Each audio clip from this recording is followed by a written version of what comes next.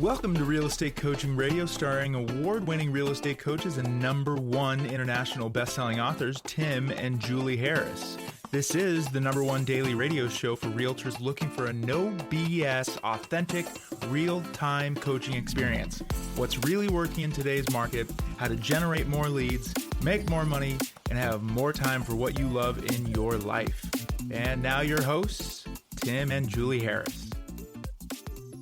All right, let's get rolling. Today we are going to be focusing on 10 easy moves for fast sales. In other words, we have created a list of 10 things that you should be doing to make it so your listings sell fast. Now, it's interesting that we're talking about how to get listings sold, considering just not so long ago we were talking about the fact that listings weren't staying on the market long enough for you to even have an opportunity to even think about marketing and generating leads off that same listing. But everything has now changed. And so we made this list for you, but we've also made this list specifically for you to give to your sellers, because a lot of the things on the list that we created are going to be things that you might not want to have to have the conversation with the seller about. Things like, moving the heads from the walls, from the hunting trip to Africa in 1942, getting rid of the pet donkey and the squirrel collection, all the silly things that people have a tendency to overlook when they've lived with them for a long period of time. Strange smells, all the rest of it. So this list is designed for you to give to your prospective sellers. Now, I will warn you, give this to them after you've taken the listing. Right. Ideally. Okay, yeah. give them this list, and then they will then have a checklist of things that they need to do to prep the house for sale. All right, so along those lines, you're going to want to get these notes, and the best way and the only way to get these notes is to be a subscriber to Harris Real Estate Daily. It is our daily newsletter, so just go to harrisrealestatedaily.com, drop in your email address, and then remember, you've got to go over to your main email after you have subscribed, and you have to double opt in. In other words, you're going to get an email from the system, and you got to click confirming that you want the newsletter, and then you'll start getting the newsletter. So the newsletter has become wildly popular because of obviously all of our notes, but also includes videos, podcast replays, a lot of exclusive content just for the newsletter. We've been doing a lot of drilling down on tariffs, effects of real estate, the upcoming Trump housing plan, and these are all for newsletter subscribers, and it costs you nothing. So just go to harrisrealestatedaily.com. All right, Julie, let's roll. All right, so let's just say you're excited to get your next listing on the market, but now you're feeling the pressure to do an amazing job for your sellers who have put their trust in you and are excited about making a move. Now, note to self, all sellers expect the same things from you, whether they're repeat clients, referrals, relocating executives, luxury homeowners, or first-time sellers.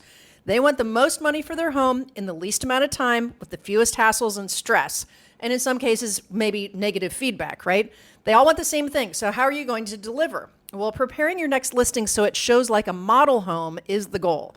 Even if you have very little competition from other homes for sale, and that's changed a lot recently, we'll talk about that in a second, it's your job and the seller's expectation to market, advertise, show, and sell their home in its best light. The more competition you do have, the more it becomes critical to show the best versus the other homes. For example, in Austin, which used to have an average days on the market of like 6 or 7, they're up to 66 days on the market average. So that's just one example. Of course, we know Florida is over 100 days on the market in many areas. And for some of you, just being on the market 30 days seems like the end of the world. So like many seller conversations especially, what we're doing on this podcast with the 10 ways to prepare the home, that's better going in. But you can also, some of you listening are sitting with listings that have been on the market for 90 days and you're wondering what to do. You guys can use this checklist as well. A slight sidestep from the content, Julie. Yes. In Premier Coaching, we do give them an actual communication guide that they're supposed to be having with their sellers. How long does it go for? 4 months? 12 weeks. 12 weeks. All right. So it's your seller week, a 12-week seller communication plan tells you what you should be doing, when you should be doing it. Because a lot of you are not conditioned to having listings that sit on the market for more than 22 seconds. So we created this 12-week seller communication guide that will literally tell you what to say, when to say, what to do on a specific day and specific schedule. And I'll suggest to you that might be something else to share with your sellers after you take the listing, because they can see that you actually have a plan for them. Though, frankly, a lot of it's going to be about, repositioning the house on the market if it's too expensive, things like that. But yes, at the very least, it gives you a plan, because you guys, sometimes what you'll do is you will stop communicating with your seller, and then guess what? When that listing needs to be renewed, if it expires, you're not going to keep that listing. So communication is the key, especially in a transitory market. Along those lines as well, when you take a listing, make sure you're setting make sure you under promise and over deliver as far as what the realistic days on the market's going to be. Know what's happening in your market. In many markets, what we're seeing is an increase in inventory. At the same time, prices are still rising, which is very interesting.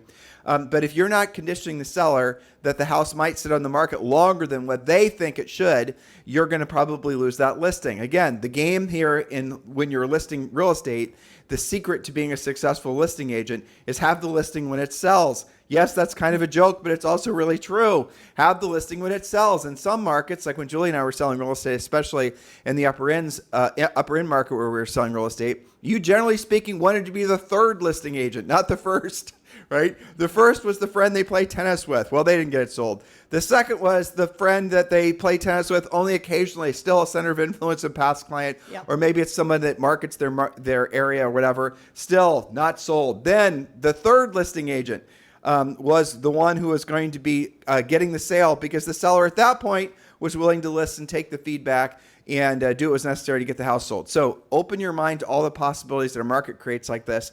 But the real secret to being a successful listing agent is getting it sold quickly where the seller just becomes a raving fan. Because if you want to talk about having a killer brand, that's how you actually do it. Having earned the reputation for someone that can help other people accomplish their goals, especially on the selling side of the equation. That's right. Great way to have raving fans. All right. So start by discussing with your seller clients that the way they live in their home when it's for sale is different than how they live in it when it's not for sale. Then you can create your checklist based on the action items we're giving you in the newsletter and on today's podcast. Number 1, buyers make their decision on a home in 2 places. First, from the street based on curb appeal, and second, in the foyer as soon as they enter the home. Make sure that both places shine. It can net your seller thousands or tens of thousands of dollars more when you do this right. I'm going to tell you guys something that Julie and I used to do that really would work. Sellers, again, lose objectivity to maybe how, let's just say, unappealing their house might be from the driveway or from the curb. Yeah, they're used to it. They're used to it. So what you need to do is you need to take a picture and then show them the picture. And I'll tell you, this is interesting psychology. If you actually, for some reason, if you look at a reflection of yourself in the mirror, you don't really see, you're not objective. But if you look at a picture of yourself, then you're objective. Isn't that interesting? No idea why. Same with houses, though. Yeah, same with real estate. So you want to take a picture and say, Mr. Seller, this is what the prospective buyer is actually going to see. Because if you've been selling real estate for more than a blink, you know that most buyers psychologically bond to a house the second they actually see it. And so that first impression is so incredibly powerful. That's right. And in fact, when they're driving past it or they see that first picture, they're deciding if they even want to go into it at all. And assuming that they are like, okay, well, this is worth looking at, then you got to get them in the foyer. So landscaping, that's, first impression might need to be upgraded, spruced up, remulched, or weeded. Well, have a focal point on the house too, right? Mm-hmm. I mean, you and I used to call it cutenizing houses, But yes, have a focal point of the house and the exterior. You want to probably paint the front door. Julie's got a list of things. Yeah. But the gist of it is make it so that when people see the house, it looks really special, feels welcoming. This is something that's not as easy to do when you start to get more luxury homes, right? Because it's kind of a different type of buyer. But for most of you guys are dealing with stuff that's like, say, around $500,000, $600,000. Because the average sale price in the United States is about $400,000, and we know the demographic on most of our listeners.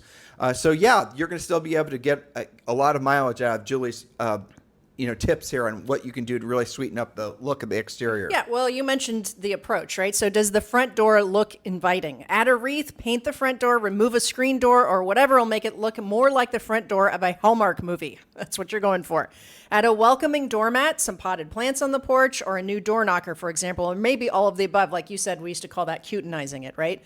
Make it look like a place you want to come home to. In the foyer, you got them past the front door, now they're in the foyer. The goal is a bright, spacious feel. No coat trees, no furniture, no clutter, no shoes. Remember, you'll have an agent, 1 or 2 buyer clients, and maybe their kids walking in for the showing. It can't feel cluttered or congested. They're imagining having friends over and being proud of their home. Now, so again, this is, I think, advanced coaching, but it's fascinating that as you move up the price range in in real estate home sales, you go from, say, the first time home buyer, and then you go up to the move up, and then you go up to various levels beyond that. What matters more, the more expensive the house, is essentially the shock and awe of it. In other words, they want to impress people. You don't buy an expensive, huge house, that you only live in 30% of it, if your objective is not to impress your friends. That's really what it is. It's a show-off move. As the kids say, it's a flex. So when you're positioning someone's house to be for sale, you've got to be keeping that in mind, that the prospective buyer is going to want to make it so that when they pull their Bentley up in the driveway, they're going to feel like this is someplace when I have my party to show off my new house, that everyone else is going to be equally impressed. That means, to Julie's earlier point, you're going to have to really have a little come to Jesus session with them if the house is older about what makes it look dated. Because when people are buying more focused houses, they're going to be very sensitive to anything looking old, and that would be landscaping. Now, if they're in an older neighborhood like Greenwich, Connecticut, or Upper Ellington, in Columbus, Ohio, or things like that, well, then that same thing makes sense. But still, you can't have it looking dingy. You can't have the landscaping be all bloomed out. These things really incredibly matter at all price points, but as you move up market, even more so. That's right. It can be classic or vintage if it's older, but it needs to be clean and crisp. Right. Okay, so point number 2, remove excessive furniture so the floor plan makes sense and is easy to navigate. Imagine 3 adults wearing coats and purses walking through each room. Are they dodging too many chairs and ottomans? They're going to have to move anyway. Now, what do you do with that furniture? Many of you live in areas with a place called the Home Consignment Center or something equivalent that consign furniture. That you can take that if the seller doesn't want it anymore, if they're not going to need it in the next place. You can also donate to that to homeless shelters, military bases, and fire stations, depending on what it is, right? Well, Julie, walk them through it. So if you're walking through the front door of a house, a normal $400,000 house, and let's say there's 4 people, right? Let's just, a realtor, and then there's maybe 2 adults and a kid, or even more. And they're, all their stuff. Maybe it's winter, and maybe they have bulky coats on, and they have all these things. If there's a bunch of crap that they're having to dodge just to fit all those humans in the front door, even if normally the house has plenty of space when you walk in, it's going to feel really too confined. So again, the way you sell a house is not the same way you live in a house. And make sure you learn that little phrase so you can explain it to the seller in such a way that you will not offend them. You want minimalist. Minimalist, because you got to say, listen, like when Julie and I used to joke when we were in Columbus, because Columbus people are a little bit sometimes plus size, let's say, fluffy. And so we would sort of like, when the seller had a lot of emotional attachment to their decorating, their excessive decorating, generally speaking, we would ask the sellers to, get off from the table that we were sitting at, put on their coats, and along with Julie and I, all stand in the foyer and ask what their emotional, was it tight? How did it feel? And that was usually all it took for them to see the error of their ways. Now, I'm going to give you, again, I said this before, it's important you guys get this clear in your head. Don't be having any conversations about staging or positioning or removal of anything or the addition of anything until you have the listing contract signed. Yes, because you can talk yourself out of it. Because you'll get fired. Because what's going to happen, or not hired in the first place, is you're going to go in there and you're going to tell them to remove the mounts from the wall in the family room and all the other little tchotchke collections before you have the contract signed. And all it's going to take is another listing agent to come in, or prospective listing agent, to say how much they love the mounts and love the tchotchkes, and then you're not getting that listing. Okay? Guaranteed. So don't make that mistake, and don't learn from what I just told you, opposed to having to learn from failure. Yeah, that's an expensive mistake. Right there. Yeah, well, it could be a very expensive mistake. Okay. Now remember, guys, also another expensive mistake a lot of you are making is not joining Premier Coaching, especially now that we've considered we are including ethical real estate professional as part of Premier Coaching, which includes our updated pre-listing packs, scripts, objection handlers, lead generation systems, all the things you need to really be exceptional in your marketplace. And I think you'll agree that one of the best aspects of Premier Coaching is you can join Premier Coaching for free. You can join it and have free 30-day access, and that does include a daily semi-private coaching call with one of our Harris certified coaches. So all you've got to do, go to Premier Coaching right now and just join. It takes you a minute. Or you can, if you can't go to a desktop or you don't want to do it on your phone, just text the word Premier to 47372, and we'll text you back a mobile link that you can join quite easily just on your mobile phone. But the easy button is just to go to premiercoaching.com. The link to join is down below. Make sure you do that right away. All right, so staying on decluttering just for a second, some of the biggest culprits of this are things like workout equipment, pool tables, big screen TVs, all that kind of stuff. Dog kennels, cat trees, things like that. Some of that can just be donated, like the animal stuff. But think about taking apart a home gym. Here's a great solution, especially if they're not taking it with them, if they're relocating, whatever the case may be. Call the fire station. Big burly guys come by and they take it without you having to pay for that. They love having it at the fire station. They'll take it down, they'll set it up for themselves, and they'll be super grateful. Well, local YMCA, and sometimes we had sellers donating their stuff to churches that had, gymnasiums and things like that. Yeah. So you're going to think out of the box a little bit. But again, don't have these conversations with the seller prior to actually having a commitment from them, ideally the contract signed. And then after you've got the contract signed, when you give them this list, because remember this list is going to do the heavy lifting for you, and you're going to get it from harrisrealestatedaily.com, then you will then give them solutions to some of these problems because they're going to feel overwhelmed. And it is so funny. I remember Julie and I could have started a Oriental rug, hot tub, Pool tables. dining Jacuzzi. room. Oh, yeah, exactly. Jacuzzi, dining room set business. We could have started a business that was just essentially reselling all that junk that sellers never want to take with them. I mean, you guys are laughing right now, I'm sure. It's always the pool tables. It's the pool tables. Nobody wants a pool table, right? Nobody wants another Not person. even the seller. Well, but really, hot tubs. Have you ever had a seller I know. remove a hot tub? Never. No, because a lot of this stuff is just a hassle to deal with, right? Yep.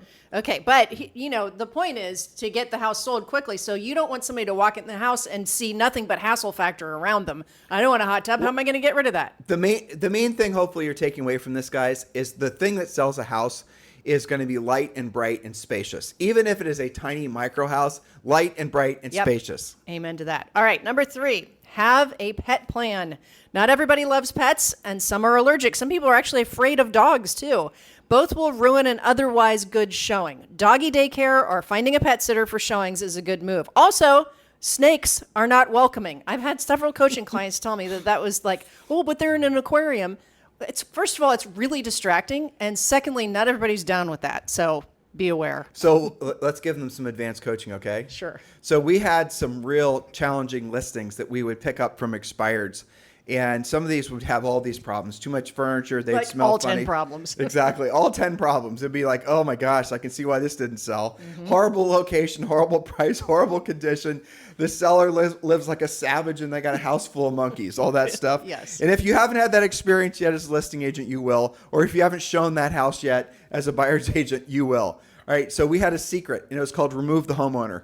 And their stuff. Exactly. So if we came across a house that was just like way too much, the seller would never do it.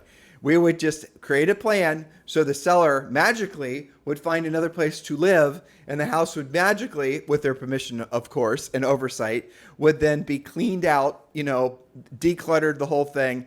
And that would be our plan Z. So if you come across a really hard to sell seller or house and it's basically hoarder hell, just remember, you're not going to get anyone to see past it. And the irony of it is the house will sell for a lot more and a lot faster if all that hoarder hell stuff is out of there.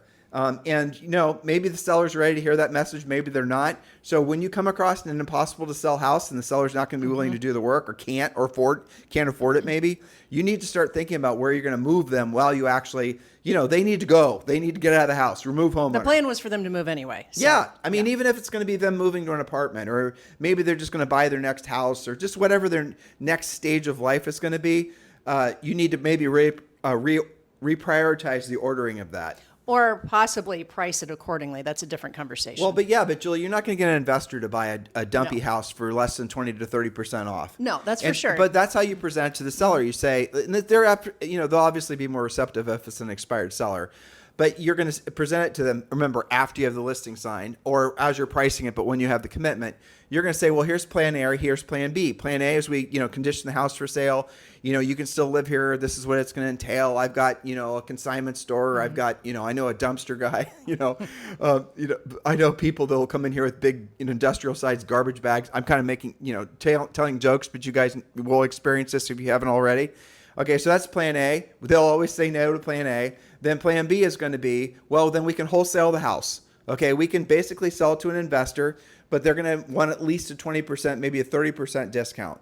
Now, they'll probably, some of them, you'll be surprised, will actually say yes to that. In those cases, you might actually want to think about buying it yourself. Use your guaranteed sale program. Exactly, Yep. we talked about yesterday. And then plan C is going to be what Julie and I told you as far as removing homeowner. So removing homeowner in those scenarios, even though it sounds like it's the most daunting for the seller, it's actually going to be the biggest relief for them, because then they don't have to deal with the emotional detachment phase of getting rid of all their stuff. That's right. And, adjust accordingly. Sometimes it's a ton of stuff and it's a hoarder situation. Sometimes it's just decluttering and clearing off the countertops and removing some furniture. Right. Okay, number 4, my favorite. Smells, unidentifiable or not, are not good for showings.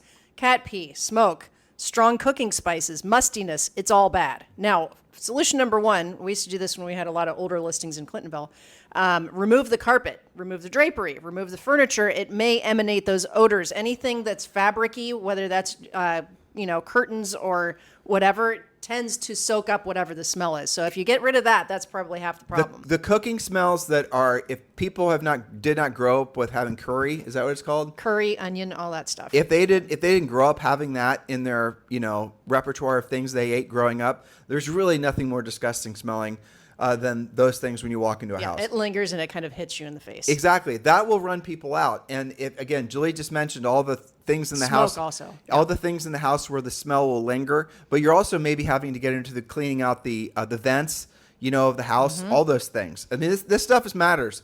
And again, these are things that if you're in a market where the listings are taking longer to sell, especially if you pick up an expired listing, all these types of real drill down things are the things that most inexperienced prospective listing agents aren't going to have the courage to tell to their sellers. Now, you want to put the shoe on the other foot. If you walk into a house with your buyer and the buyer likes the house except that it stinks, in their minds, you can also tell the seller or the buyer, well, guess what? I'm glad it stinks, because that means that we're going to be able to make a better offer on this property and get you better terms and conditions. And I happen to know how to get that stink out of the house. And here's this great plan I got from Tim and Julie Harris. Yeah, that's right. And part of that plan is you can invest in an air ionizer. That you can get these on Amazon. They're rated for the square footage. So look it up, air ionizer. And those things really, really work too. They totally work. Run it in between showings to eliminate those lingering smells. Add it to your toolkit for any listing with these issues. Okay, so, and again, I don't think they're that expensive. It just depends on the size you get, and they do work really great. Yeah. Number 5, get the home pre-inspected and remedy any items that could wreck the deal later on. The most important items are always the HVAC, the plumbing, electric, and safety issues. If your listing is likely to sell FHA, have your seller remedy as much as possible prior to the first showing, because you're going to have to deal with it later. And leave all the documentation of the work out for that hypothetical FHA inspector. And we talked about the importance of all of this when it comes to financing yesterday. If you did not listen to yesterday's podcast, make sure you do that. That's right. Change the furnace filters. That'll help with the smells as well. Knock the dust off the hot water tank. Check for mold in the basement, crawl spaces. Run a dehumidifier. Remember, it's supposed to smell fresh like a new build home. Well, this is kind of a funny point. I mean, Julie said knock the dust off the hot water tank and clean the appliances, the furnaces and the air conditioners and all that. Why would you want to do that? Who cares, right? Well, guess what? When the house goes into contract and the buyer is there with the home inspector, if that's how it ends up, that the buyer goes to the home inspector, and the home inspector's down there and he's like seeing all these clean, even if they're slightly older hot water tanks and whatnot, you don't think he's going to say something. First impressions. Exactly. And because what they're going to say is, wow, this seller actually went to the effort of cleaning off the top of the hot water tank. In my 37,000 years of being a home inspector, I've never once seen that. I mean, do you guys get it? It looks like they care extra much. So, well, I'm going to take a sidestep on that point too. Sure. I was showing properties once this was obviously back when Julie and I first started selling real estate. And it was this couple. And this gal would, as soon as I'd open the door to these different houses, she would end up beelining right to the refrigerator. And, I was new in real estate and I didn't really think much of it. And, after a while it became a little odd. I figured she was hungry. Maybe I should be taking her to McDonald's or something prior to going on showings, or, something. I don't know. It's just strange behavior. She wouldn't even tell me. We'd open the door. I'd be chatting away with her husband and she'd go right to the refrigerator and just check out the condition or just look at the refrigerator. And so eventually we got more comfortable with each other and I asked her what the heck was going on. And she said, my grandma gave me advice. And she said, if you want to know how someone takes after their house, you have to see how they actually take after their refrigerator, because in their refrigerator is the food that they eat. They put it in their bodies. If the refrigerator is some moldy hellhole, you could pretty much guess they have not been taking care of any other aspects of the house, and that might be a reason not to buy the house. I thought that was really interesting. Yeah, and I brilliant. told every single seller that afterwards, and now I'm telling all of you guys all these years later, so you can then maybe tell that story to your sellers. Again, this is the advantage of listening to our podcast and becoming a Premier Coaching client. It gives you that extra little edge that all of you need, because that's where your confidence ultimately comes from. That's right. And if you are tired of dealing with inspection nightmares, do the pre-inspection, get the things fixed, and leave the receipts on the countertop. You also want to consider getting not just the house pre-inspected and getting the work done. You also want to consider getting a home warranty on the house. American Home Shield covers sellers. So if you list a house today, you can actually activate the seller's coverage on your American Home Shield warranty. And then when the buyer buys the house, that transfers to cover the buyer. Now, why would you want to do that? Obviously, it makes the house more sellable. It's very interesting to me. There's still not a lot of listing agents that are knowing to put home warranties on houses as an added, tchotchke for the buyer to want to buy it. But get this, while the house is listed with you, if something fails on the house because you called in the seller's coverage and the seller paid for it, that thing would get fixed. For example, hot water tanks. It's always hot water tanks or furnaces. It always is, right? Or air conditioning. Exactly. And so that means that after the home is inspected, if there's anything that wasn't caught during the pre-inspection that your seller didn't fix, I bet you the home warranty company will fix it. I bet you American Home Shield will fix it because you called in the insurance when you took the listing. You guys get it? Again, imagine you're on a listing appointment with the seller today and it's a competitive situation. It's not just an easy one because a neighbor or a friend or something. You actually have to compete for it. And you tell the seller exactly what I just told you, the several things that Julie and I've just told you in the last 2 minutes. Don't you think that's immediately going to give you an edge when competing for that listing because the other prospective listing agents probably don't even know what we just told you? Exactly. Okay. My number 6, create an amazing home brochure. Don't call it a flyer.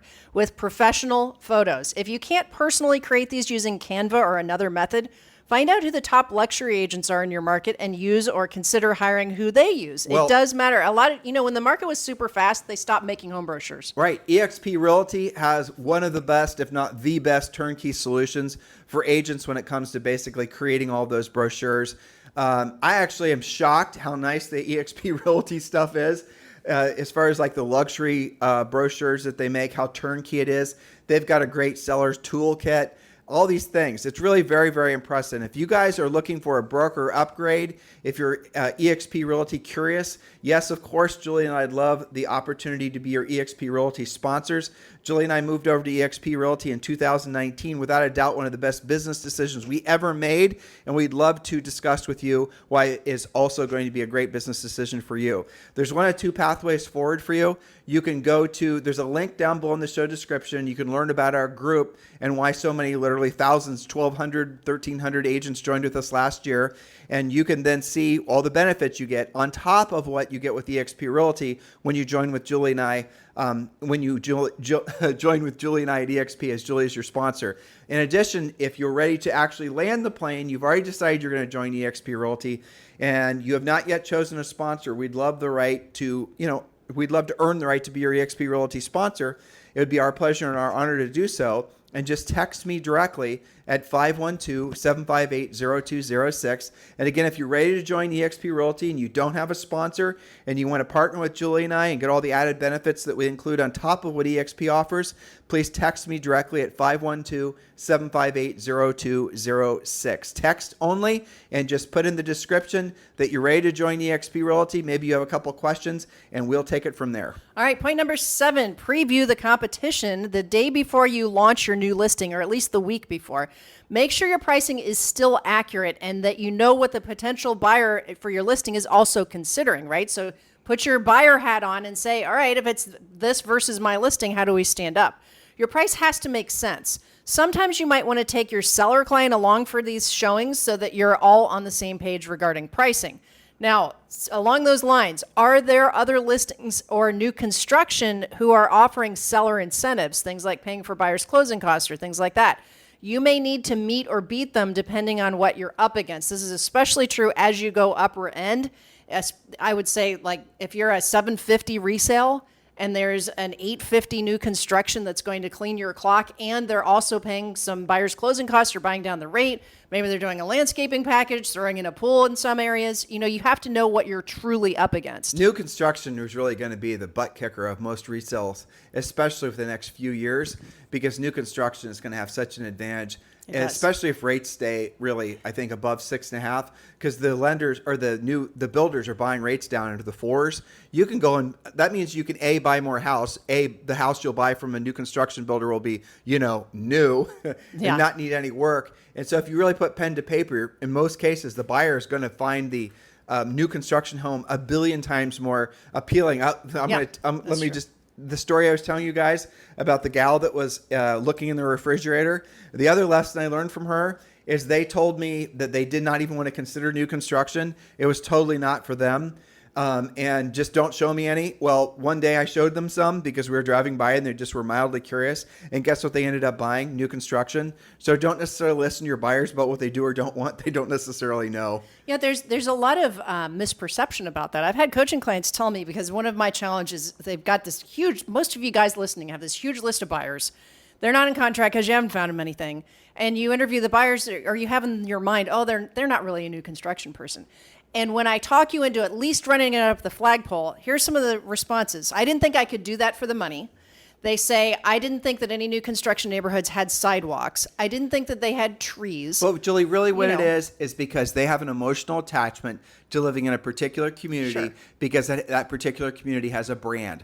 So they're going to say, I want to live in New Albany Country Club and I want to live in, whatever subdivision inside the New Albany Country Club. And that's just what it is. And because maybe they have some friends there because they don't really know the market. You guys give the buyers too much credit for knowing 100%. The market, and they don't know anything about anywhere compared to you. They know nothing. And that's true even if you're a new agent because you live and breathe this stuff. Point number 8. Remove scuffs and smudges from the walls and painted railings in the home. Use a Mr. Clean Magic Eraser Sponge. Those work great to remove shoe marks and scuffs and other minor things. If that doesn't spruce it up, painting may be in order, but I would start with that because it works great. All right, number 9. Review the exterior of the home, including the backyard, the porches, the decks, and fences.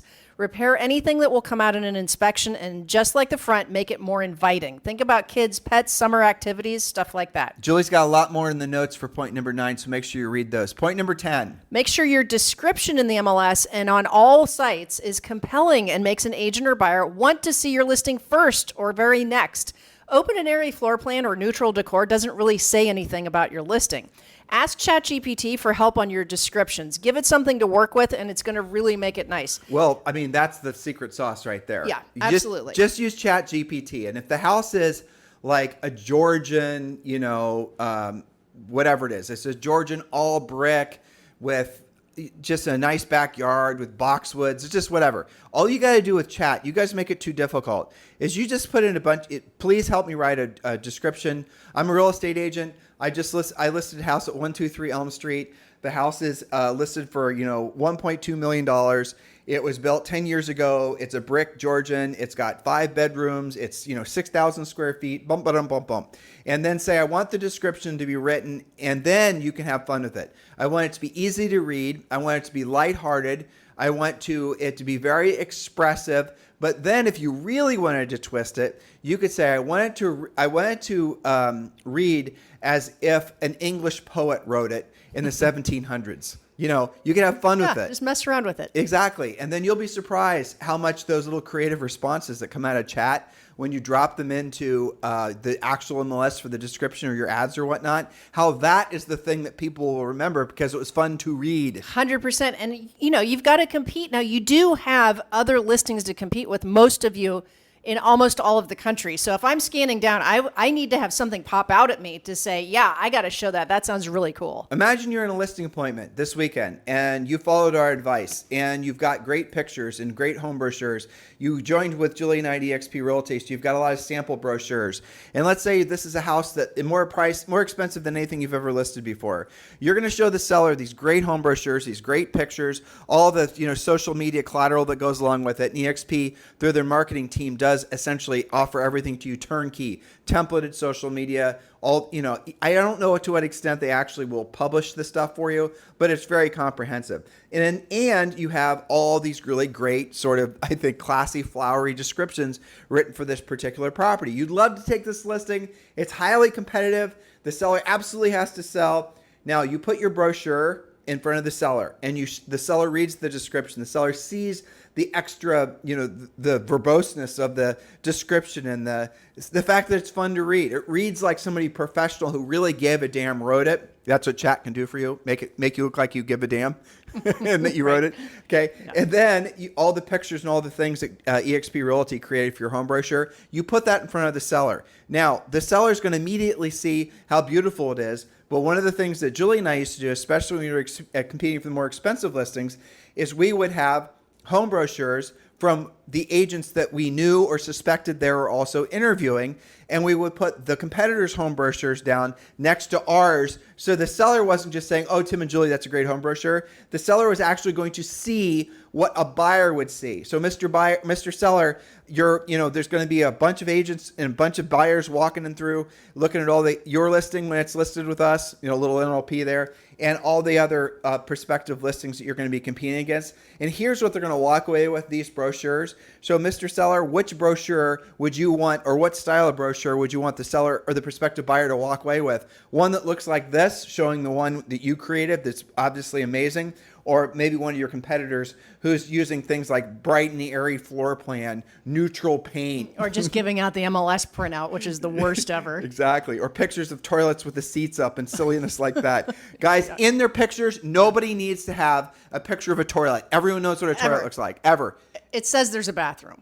Exactly. You don't need all of that. All right. I have to say, several of my coaching clients really do a killer job. Tammy Irby in Virginia, her home brochures and what she does for her sellers is stunning. And I am 100% certain that is she has many reasons that they choose her versus the competition, but that's right up there because she really, really turns it on the marketing and makes those homes shine. So that can be you too. If, graphic design isn't your thing, there's so many different ways. You don't have to. You don't have to do it yourself. You don't. Like Zoe, our little daughter, an 11-year-old daughter, goes to school every day to learn how to write, learn all the STEM things, right? Yeah. And then what's funny to me is she knows about Chat GPT because she plays with it at home, and she sees Julie and I using it, especially when we're creating a lot of the outlines we do for all these podcasts. And then she has long ago realized that what the hell am I spending all this time, trying to become a great writer? And she gets straight A's. If I could just use Chat GPT. So, except they're not allowed to. It really pisses her off. Exactly. They're not allowed to. Well, they're exactly. not. Yeah, I know. At least not yet. I think maybe in 10th grade they can do it. But you guys can, with just essentially, keying in like some prompts, right? Exactly. And you have to do what's really amazing, what Chat's evolved to in just like the last maybe year, 18 months, is you have to put fewer and fewer things as far as what you're actually asking for it to do. You don't have to come up with this big, long, diatribe, descriptive, monstrous thing for it to perceive what you're trying to create. The exact opposite is what you're supposed to do. So like if you're wanting to write a home brochure, just use the prompts, if you will, that I gave you, and even use fewer words, and then you'll see that it comes up with something usually right out of the gates. Now I'll tell you guys a little advanced chat home brochure coaching. If you don't like what it did, you can push it. You can say, you can do better. You can literally, kind of antagonize it, frankly, or Julie bullies it sometimes. You can say, I've actually said that's kind of lame. I know you can do better. I have too. Yeah. Yeah. And it goes, oh, I'm sorry. You're right. And then the next thing it comes up with is like, holy crap, why didn't you just do that the first time? You can also feed it some samples. Like if there's something you really like and you have it in a PDF, you can send it to it and say, this is what I have in mind. Can you do that for my brochure? Or you can say, for example, I really love the style of writing that is from this book or this author or this, I was just on a website for Hermes and I really like the descriptive, how they went about writing their flowery descriptions of their overpriced, whatever it is. And I want you to use that style when writing that type of thing. And then you'll see it actually goes to these different websites and starts, sort of mimicking some of the phraseology that you guys liked. And then boom, you're turning out something that was written by like an English scholar, that you never would have been written yourself. So it's unbelievable the tools you have at your fingertips. And these tiny, tiny, tiny little things will give you an absolute critical differentiator in the marketplace. There's really no excuse but to do all 10. We probably could make a list of 15 or 20 altogether of things to spruce the house up. I just did the top 10 that came to mind, especially from our experience, from actually selling real estate for a living. And this stuff does make a difference. So really, there's no excuses. Of all of the 10 things that we did, I think the only thing that might cost you a little bit of money is maybe the air ionizer. I think that's like $120 or something. Mr. Clean Magic Eraser costs you virtually nothing. There's no excuses. So the best way to use this is when the listing is fresh, but if you're sitting on stale listings, you can apply that as well. So that's your homework. All right, guys, this was an overview of just some of the information that we passed along to you in Premier Coaching. You know what your homework is. Join Premier Coaching. Join the movement. Just go to premiercoaching.com or click the link below to join Premier Coaching. Have a fantastic day. We'll talk with you on the show tomorrow. This podcast is a part of the C-Suite Radio Network. For more top business podcasts, visit c-suiteradio.com.